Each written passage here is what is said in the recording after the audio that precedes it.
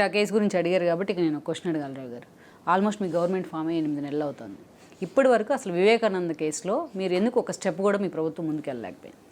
Vivekananda Reddy case కోర్టుల్లో ఉందండి. కోర్టుల్లో ఉన్నప్పుడు మన ఇన్వెస్టిగేషన్ జరుగుతూనే ఉంది. ఇది తప్పు బయటకి ఇన్ఫర్మేషన్ తప్పు వస్తుంది.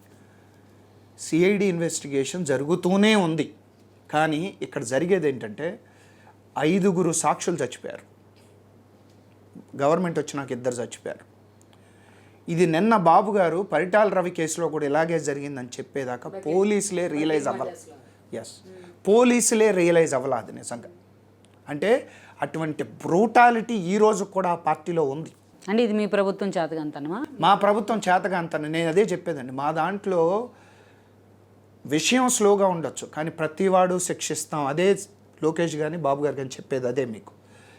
మేము వెంటనే వెళ్ళి వివేకానంద రెడ్డిని హత్య చేశాడని A1, A2, A3 తీసుకొచ్చి లోపల వేయం మేము. దాని ప్రకారం చట్ట ప్రకారం జరిగిన తర్వాత అరెస్టులు. ఇప్పుడు వంశీ అనే అతను తెలుగుదేశం పార్టీ, నీకు అన్నం పెట్టిన పార్టీ, నీకు రాజకీయ భిక్ష పెట్టిన పార్టీ, దాంట్లో కార్యకర్తలను కొట్టి నువ్వు పార్టీ ఆఫీస్ తగలబెట్టావు. నీ జన్మ ఎటువంటి జన్మ అనుకోవాలి నీది? నికృష్టమైన భాష వాడావు ఒక లేడీ మీద. నీ భార్య వచ్చి ఏమడుగుతుంది ఈ రోజున? మా ఆయన ఏం చేయలేదా?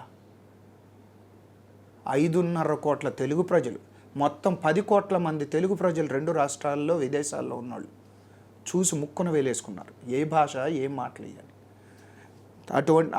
అటువంటి గుడివాడ ఎమ్మెల్యే ఏం మాట్లాడేవాడు? మాట్లాడితే బూతుల రాజకీయాల్లో ఎంత మాట పడితే అంత మాట అనేస్తారా మీ ఇష్టం వచ్చినట్టు? మాకు లేవు ఆ నోర్లు. ఈ వీడియో మీకు నచ్చినట్లయితే please share, like and subscribe R24 Telugu.